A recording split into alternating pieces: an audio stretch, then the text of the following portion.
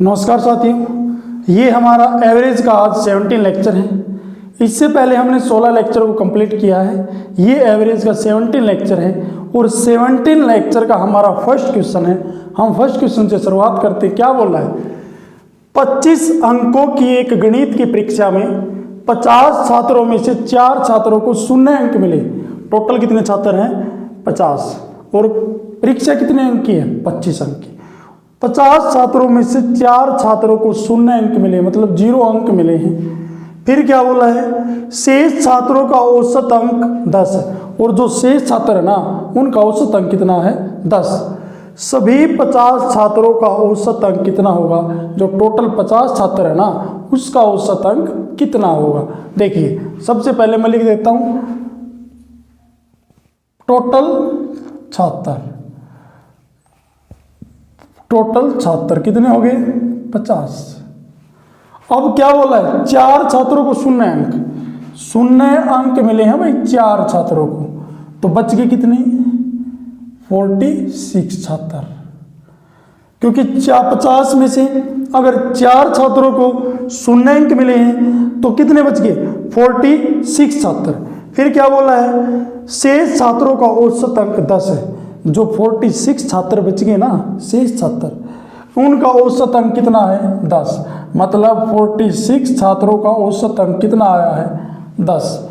अगर एक छात्र का औसत अंक 10 है तो 46 का कितना आएगा? इसके साथ मल्टीप्लाई करूंगा तो योग बन जाएगा। कितना आएगा? 460। फिर क्या बोला है?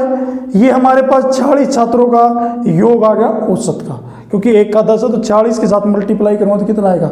460 आएगा। हमने निकालना क्या है? सभी 50 छात्रों का औसत अंक कितना होगा?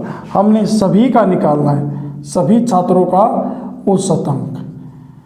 इसने ये नहीं बोला कि 46 का तो 10 दे रखा है, सभी छात्रों का निकालना है। सभी छात्रों का औसत अंक कितना आएगा?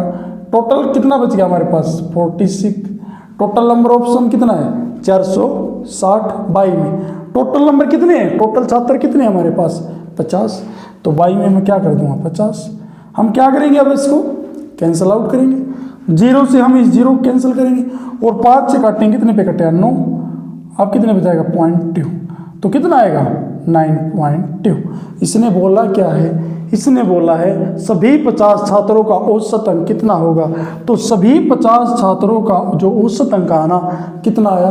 9.2, जो कि आपका डी ऑप्शन होगा, वो बिल्कुल ही करेक्ट आंसर होगा। नेक्स्ट टाइप का फर्स्ट क्वेश्चन लेते हैं। क्या बोला आपकी बार क्वेश्चन में? एक लड़के को 4 पेपर में, कोई लड़का है उसने 4 पेपर दिए हैं, उसमें फर्स्ट में 91, सेकंड में 88, थर्ड में 86 तथा 78 अंक प्राप्त होते हैं। उसे 5वें पेपर में कितने अंक प्राप्त करने चाहिए ताकि औसत 85 हो जाए? उसको 5वें पेपर में ना कितने अंक प्राप्त करने चाहिए कि औसत 85 हो जाए? सबसे पहले हम क्या करेंगे? 4 पेपर में प्राप्त अंक कितने हैं?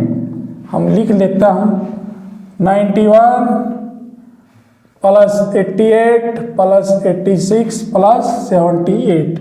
उसने 4 पेपर में, फर्स्ट में 91, सेकंड में 88, थर्ड में 86 और फोर्थ में कितने अंक प्राप्त किए?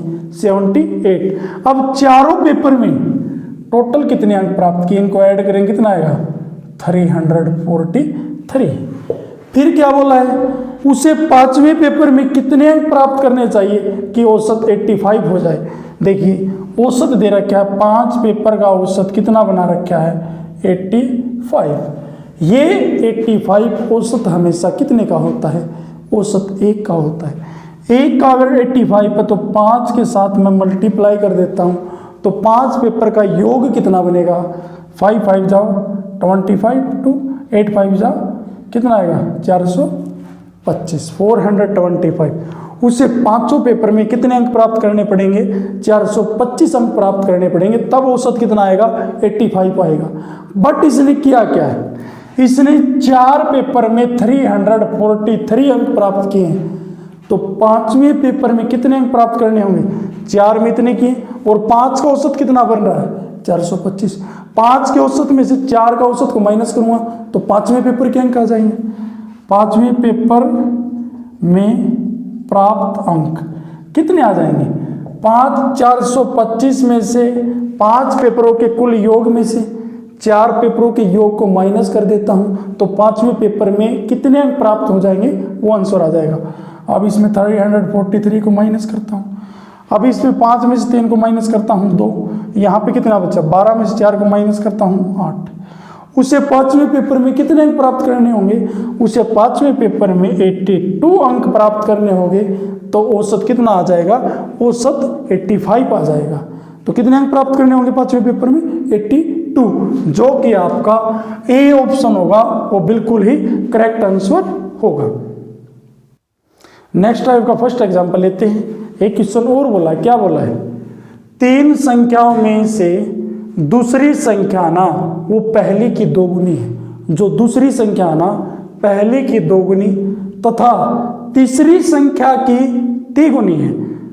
कौन? दूसरी संख्या। दूसरी संख्या पहली की तो दोगुनी है और तीसरी संख्या की कितनी है? 3 गुनी है। तीनों संख्याओं का औसत 44 है। तो पहली और तीसरी संख्याओं का अंतर कितना है? देखिए ए बी सी, ये पहली संख्या, ये दूसरी संख्या और ये तीसरी संख्या। मान लेते हैं जो दूसरी संख्या है ना पहली की दोगुनी है। देखिए मैं दूसरी संख्या मान लेता हूं, मान लीजिए मैं दूसरी संख्या मान लेता हूं 6।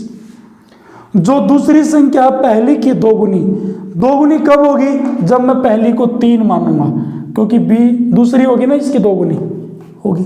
अब तीसरी संख्या की 3 गुनी है। जो दूसरी संख्या है ना तीसरी संख्या की 3 गुनी, अगर मैं इसको 2 गुना 2 मान लेता हूं तो ये इसकी क्या होगी?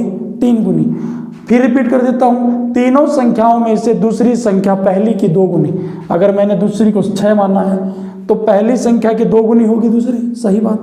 तीसरी संख्या की 3 गुनी होगी, क्योंकि सी है वो 2 माना है। अब क्या दे रखा? यदि तीनों संख्याओं का औसत, 3 संख्याओं का औसत कितना दे रखा है? 44। मैंने क्या बताया था? औसत हमेशा 1 का होता है।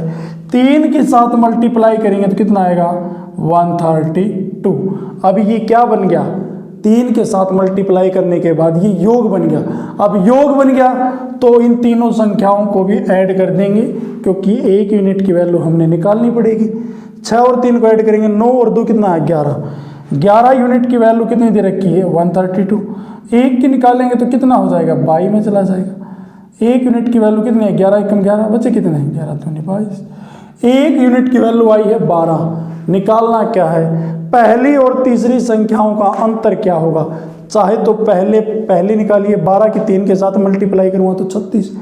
12 की सी कितनी है? 2, 12 दूनी 24। 36 में से 24 को माइनस करूँगा तो कितना आएगा? 12। ए और सी में अंतर कैसे निकालेंगे? 1 यूनिट की वैल्यू 12। ए और सी में कितने का अंतर? 3 और 2 में कितने का अंतर है? 1 का।